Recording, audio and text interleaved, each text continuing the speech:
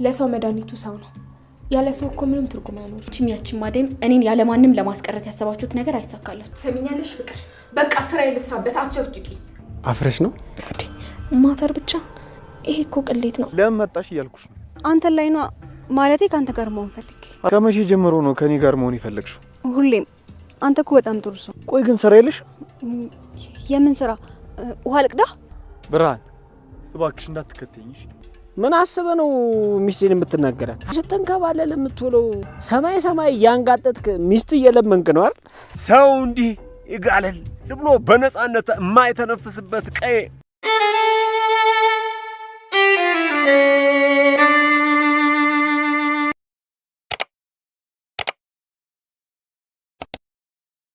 ለሊ የጓደኛዋ ያደይ ጉዳይ አሳስቧታል እና ሄለንን ማውራት ፈልጋለች። ሄለን ቅድም ያወራችውን ነገር እስኪ ተረጋጋ፣ ያየችውን ነገር አንድ ባንድ በግልጽ እንድትነግራት ትፈልጋለች። ሄለንም ምንም ሳታስቀር ነገረች። በቃ ብርሃን ዴቭን ወደዋል። እናም ወደዛ የሄደው እሷን ፈልጎ እንደሆነ ገምታ ደስ ብሏታል። በቃ ነው ያለው ግን ለማንም እንዳትናገሪ ብላታል። ለሊ ደንግጣል። እንዴት ሊሆን ይችላል እያለች በመሃል እስቀይሮ አበበ መጣ። እንግዲህ ወጣ ብለን ዞር ብለን ሚከራይ ቤትም ካለ እሱንን እያይተን አንዳንድ ቦታ ማይተን እንመለሳለን ብለው ተያይዘው ሊወጡ ነው። አደይና ባቡሬ መንገድ ላይ ተገናኙ። በቃ ሳይነጋገሩ ይግባባሉ። ባቡሬ ፍቅር ይዞታል ከለሊ ጋር። ግን ይህንን ለማንም አልተናገረም ከቅምጥል በስተቀር። ቅምጥል ብቻ ታውቃለች፣ ሌሎች ሁሉ ያውቁ። አደይ ግን ገምታል። ግን ለሊ ይህንን እንድታውቅባት ፈቃደኛ አልሆነችም። ስለዚህ በቃ ተደባብቀዋል። ግን ደስተኛ ይመስላሉ በመካከላቸው። እህቷን ሮማን ልትጠይቅ እየሄደች፣ ባቡሬ ደግሞ ሌሊ ላይ በቃ ሁለቶችም ወደሚፈልጉት ቦታ እየሄዱ ናቸው። ዳይመንድ ሄዶ አደይ ከውጭ ሀገር የመጣ ሰው ልታገባ ነው፣ ግን እምቢ ብላለች። የእናንተ ፍቃድ ያስፈልጋታል። እናንተ መፍቀድ አለባችሁ፣ መቆጣት አለባችሁ እንደ አባት እንደ እናት ስላለው የአደይ አባት ይህንን ይዞ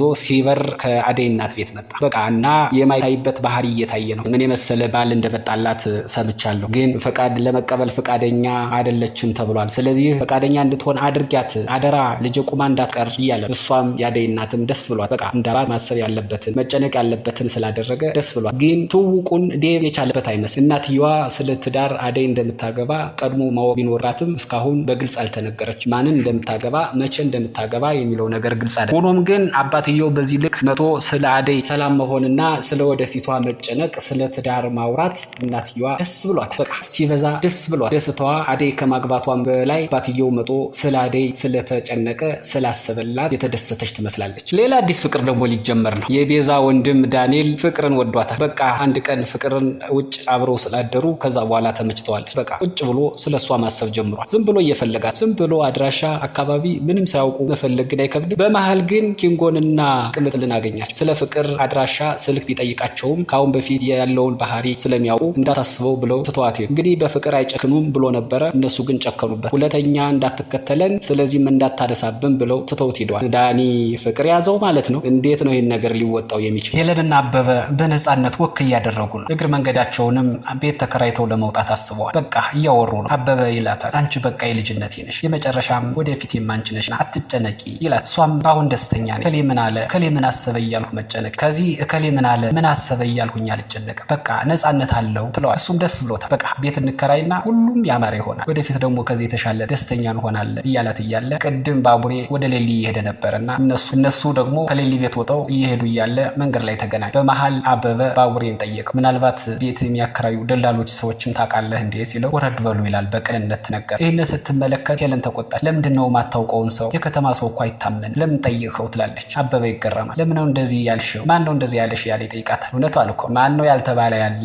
አይፈረድም። ፊልም ላይ የምናየው ይሄ ነው፣ ድራማ ላይ የምናየው ይሄ ነው። ከተማ ልጆች በተለይ ከአውቶቡስ ተራ እንደተወረደ የሆነ ሰው ከተጠየቀ በተለይ ከተግባሩ ይልቅ ፊልሙ ላይ ያተኮር እና ጥሩ ያልሆነ ኢሜጅ ነው የተመሰረተው። ይህንን ስለተመለከተች ሄለን ለምን ጠይቀው ብላ ቆጣለች። አበበ ግን ተረጋግቶ ይመልስላት። ታስቢ ነው ውድ፣ በቃ እኔ እኮ አውቀዋለሁ፣ ደግሞ እንደዛም ሁሉም ሰው እንደዛ አያደርግም ብሎ አጽናንቷታል። በቃ ቤት ፍለጋ ወደ ደላሎች ሄለንና አበበ ይሄዱ ናቸው። ባቡሬ ደግሞ ወደ ለሊ ጋር። ያሹ ነገር ጠንከር ያለ ነገር፣ ኧረ ይሄስ ከፍቅርም ከፍ ይላል። በቃ የሚያደርገው ግራ ገብቶት ሌሎቹንም ግራ አጋብቷቸዋል። ሮማንም ተጨንቃለች። በቃ ምንድነው የፈለከው በግልጽ ንገረኝ፣ አለበለዛ እየረበሽከኝ ነው እያለችው። እንደዚህ ስትለው አሹ ይብስበታል። በቃ አንቺም ቀን ልጅ ምን አለብሽ እንደፈለሽ ተናገሪ፣ የተያዝኩት የተጨነቁት እኔ እያለ ይጨነቃል። እንግዲህ በግልጽ አፍ አውጥቶ እወድሻለሁ አፈቅሻለሁ እንዲላት ካልፈለገች በስተቀር እንዳፈቀራት እንደወደዳት እንደሞተባት ሮማን ጠፍቷት አይደለም። ይህንን ባለመረዳቷ በማጣቷ አሹ ይበሳጫል። በቃ ስለራሱ ይናደዳል፣ ስላፈቅራት ይናደዳል፣ ስላልተሳካለት ይናደዳል።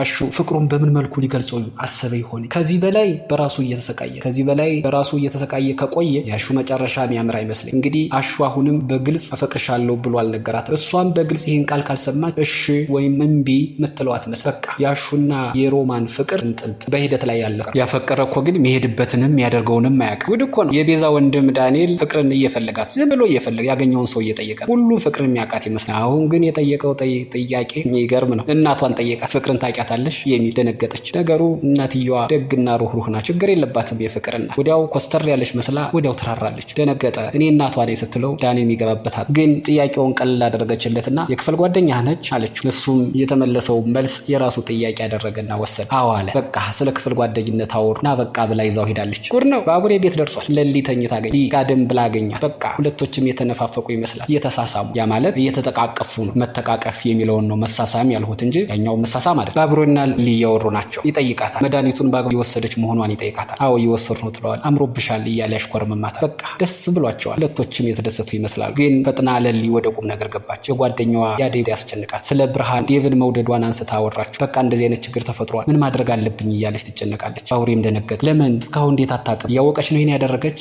አላወቀችም። ዴቭ አደይን እንደሚያፈቅራት ብርሃን አታውቅም። ባርኪ አደይን እንደሚወዳት እንጂ። ስለዚህ አልጠረጠረችም። ያላሰበችው ነገር ነው እየተባባሉ ነው። ስለዚህ ለሊ አሁን ለባቡሬ እያማከረችው ነው። ይሄን ነገር ለአደይ ልንገራት ወይስ ምን ማድረግ ይሻላል ትለዋለች። ቆይ አትንገሪያት፣ ራሱ ዴቭ ይምጣና ያስረዳ። ዴቭ ጥሩ አይደለም ያደረገው፣ እንዲያውም እስካሁን መቆየት እኮ አልነበረበትም እያለ ነው። እኛም ብለናል። ዴቭ ትውውቁን የቻለበት አይመስልም። ዘግይቷል በጣም። ማወቅ ያለባቸውን ሰዎች እየነገራቸው አይደለም፣ እያሳወቃቸው አይደለም። በቃ ባቡሬ ይሄን ነገር እስቲ ቆይ እኔ ደውዬ ላጣራ ልደውልለት ብሏል። እንግዲህ ሊደውልለት ነው ባቡሬ። የፍቅር እናት የፍቅርን አፍቃሪ ማለትም ዳንኤልን ወይም የቤዛን ወንድም ይዛ ወደ ቤት እየገባች ግን አንድ ችግር ተፈጠረ። ከአሁን በፊት ዳንኤል ከዚህ ቤት ገብቶ ያውቃል። ከአሹ ጋራ ይተዋወቃል። ትክ ብሎ ሲሄው አሹ ከአሁን በፊት ያየበትን ቦታ አስታወሰ። አሁን ሌባ መስሎት ከአሁን በፊት ያ ማለት የነ ዳይመንድ ጓደኛ መስሎት ነበረ እንጂ ከሌላ አካል ወይም ሌላ ሰው የላከው አልመሰለውም ነበር። አሁን በፊት ተደባድበው ደብድቦ አባሮ አስወጥቶት ያውቃል እና በትክክል አሹ አስታውሶታል። ራሱ ዳኒም አስታውሷል። በቃ ዳኒም ደንግጧል፣ አሹም ተናዷል። ግን ሁለቶችም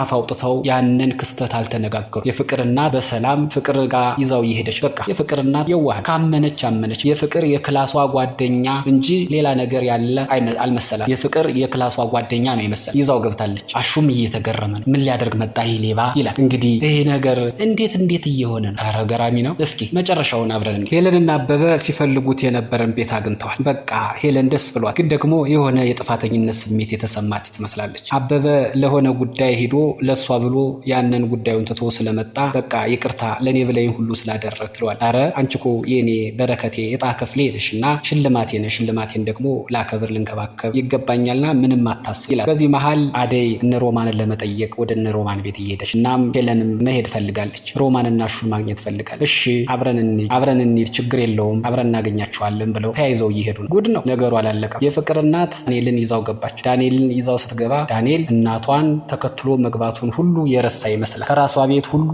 የገባ መሆኑን ሁሉ ረስ በቃ የእውነት አፍቅሯታል መሰል። ልክ ፍቅርን እንዳያት የኔ ፍቅር ብሎ ተጠመጠመባት። እናቷ ደነገጠች። እናትየዋ የበለጠ ክዋለች። እንዴ በእናቷ ቤት የኔ ፍቅር? ኧረ የዚህ ቤት ነገር፣ ኧረ የዚህ ድራማ ነገር ወዴት እየሄደ ነው? በቃ እንዳለ በሙሉ የድራማው ተሳታፊዎች ፍቅር በፍቅር ሆኗል። ማን ከማን ብሎ ለማለት ራሱ ይከብዳል። በቀጣይ ክፍል ምን ይፈጠር ይሆን የሚለውን ከመጠበቅ ውጭ እንደዚህ ሊሆን ይችላል ብሎ ለመገመት እንኳ አስቸጋሪ። ውድ የሰራተኛዋ አደይ ተከታታይ ድራማ ቤተሰቦች የዛሬው ዝግጅት እስከዚህ ድረስ ነበረ። በቀጣዩን ክፍል ይዘን እንቀርባለን። እስከዚያው ድረስ መልካሙ ነገር ሁሉ ከእናንተ ጋር ይሁን። ሰላም።